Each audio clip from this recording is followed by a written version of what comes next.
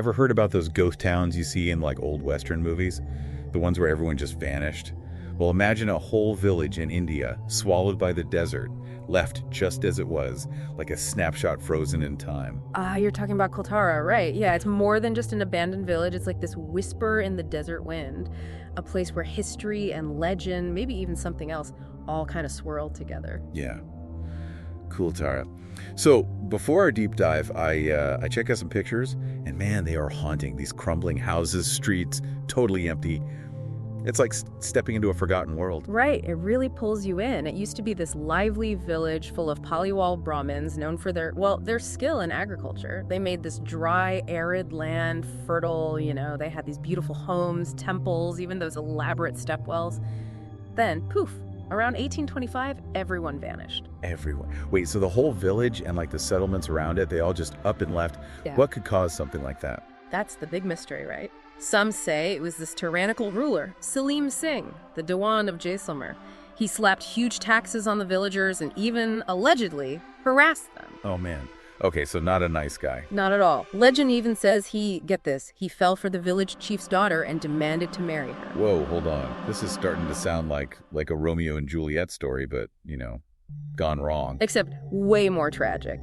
So the Paliwals, known for being fiercely independent and honorable, they said no way. They chose to leave everything, their whole lives, rather than bow to this Salim Singh. But the story goes, before they left, they cursed the village, vowed no one would ever be able to live there again. A curse. Okay, now we're going full supernatural, huh? But is there, any proof this curse thing is real? Hard proof. No. But the legend's been around for centuries, adding to that eerie feeling of Kuldhara. Plus, there are 3 cremation grounds and these memorial stones called Diwalis all over the village. Okay, that paints a very vivid picture. And kind of creepy too, not gonna lie. So we've got this chilling curse, but I also read somewhere that maybe the villagers left because of a natural disaster, like an earthquake or something. Does that hold any water? It might. In 2017, a group of geologists did a study. They found evidence of earthquake damage in those ruined houses.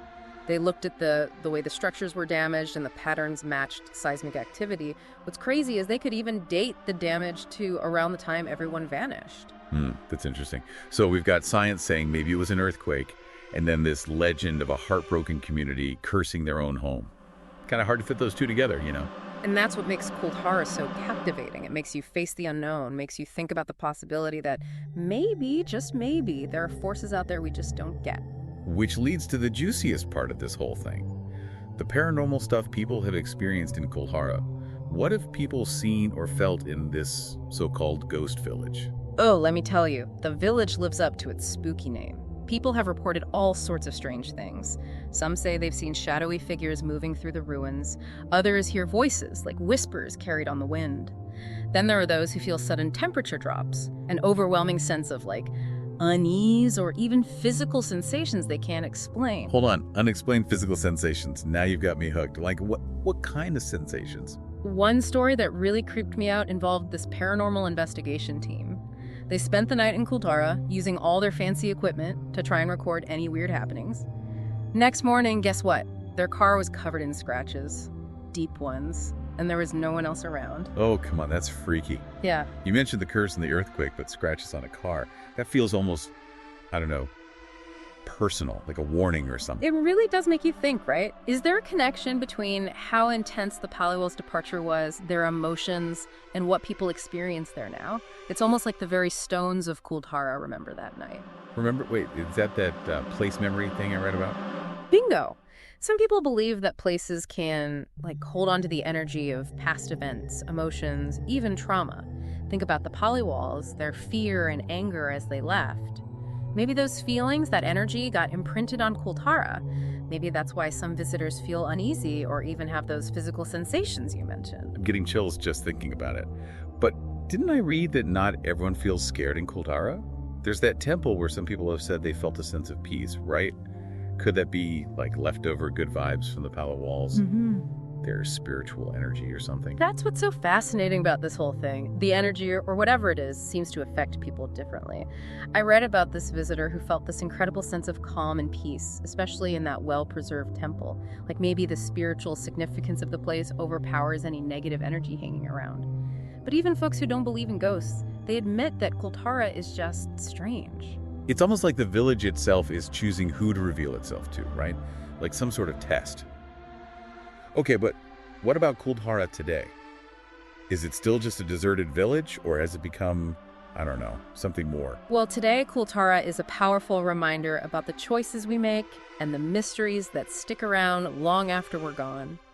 It's become a pretty popular tourist spot, a place where that line between what we know and what we don't know feels a bit thinner. That's a great way to put it. So it's like a historical site and a paranormal hotspot all rolled into one. Wild. I bet the Rajasthan government has done something to protect a place like this, right? You bet.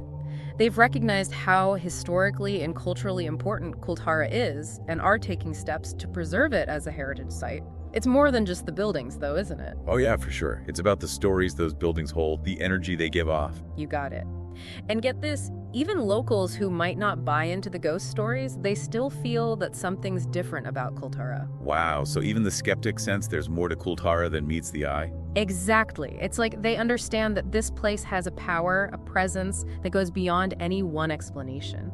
A power that keeps drawing people in, searching for answers, or maybe just wanting to touch the unknown. Yes. It's like Kultara is holding its breath, waiting for someone or something to break the silence.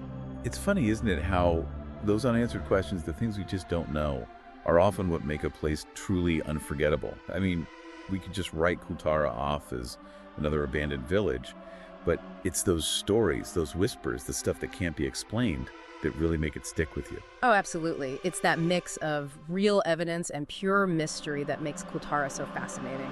We've got the physical remains, the earthquake data, even those historical records that suggest Salim Singh was a real jerk, but then we also have those ghost stories, those legends that just linger in your mind. Like the village itself is trying to tell us its story, but it's holding something back, keeping us guessing. That's exactly why places like Kultara draw people in, right? We want that connection to the past, to the unknown, to the possibility that there's more to the world than we see. It's as if those abandoned places hold on to the energy of what happened there, like a recording etched into the stones and sand. So if that's true, imagine the kind of energy that might be hanging around Kultara. The fear, the anger, the sheer desperation of leaving everything behind. And the sadness too, right? Imagine having to abandon your home, the place where generations of your family lived and loved.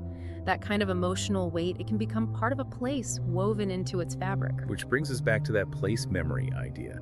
Do you think those events from 1825, do you really think they could still be echoing in Kultara today? I think it's possible, for sure. Think about it. If places can hold memories, Kultara must be full of them. Centuries of life, joy, sadness, and ultimately fear and that feeling of desperation. It makes sense that people would feel all sorts of things when they're there. So when people visit Kultara, they're not just wandering around old buildings. They're stepping into a space where history and the supernatural intertwine, where the past might still be whispering. You got it. That's why it can be such a powerful experience, even for those who don't really believe in the paranormal. It's coming face to face with the unknown, a reminder that there are still things in our world that we just can't explain. It's like Kultara is daring us to open our minds, to consider that maybe, just maybe, there are forces at work that we can't fully grasp. It makes you wonder if the Paliwals in their final act of defiance, if they tapped into something more than just a curse. Maybe their combined will, their determination to be free, if that somehow infused the village with this protective energy, like a barrier against anyone who would try to take it over. Now that's an interesting thought. Not just a curse, but a kind of psychic shield created from their hope. Maybe that's why some people feel a sense of peace in certain areas, like that temple, while others feel uneasy or even scared in the more abandoned parts. So not just a curse, but a shield, a symbol of their strength and resilience, and a reminder that our actions, our thoughts, even just being somewhere, it can have an impact on the places we inhabit, especially places filled with history and emotion. It shows how powerful belief can be, too. Whether there's a real curse on Kultara or not, the belief in that curse has shaped the village's destiny. It's become a place where people who are looking for the mysterious and unexplained, they go there, almost like a pilgrimage.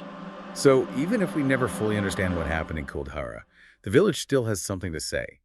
Those empty houses, those deserted streets, they remind us of the choices we make, the consequences that follow, and the mysteries that linger long after we're gone. It's a reminder that the past is never really over. It lives on in the places we leave behind, the stories we share, and the questions that stay with us. And sometimes it's those unanswered questions that are the most fascinating of all. Which brings me to something I was thinking about while prepping for this deep dive. What if Kultara isn't the only one? What if there are other places like this all over the world, each with its own stories, its own secrets, waiting to be discovered? Now that's an exciting thought. Think about all those hidden histories, those whispers of the past, all those mysteries just begging to be uncovered. It could spark a lifelong quest for knowledge, you know. And imagine what we might find along the way, right? Maybe some of our listeners will feel inspired to go on their own historical adventures. Wouldn't that be amazing? To be the one who finally solves the riddle of Kultara or uncovers the truth behind why another village was suddenly abandoned.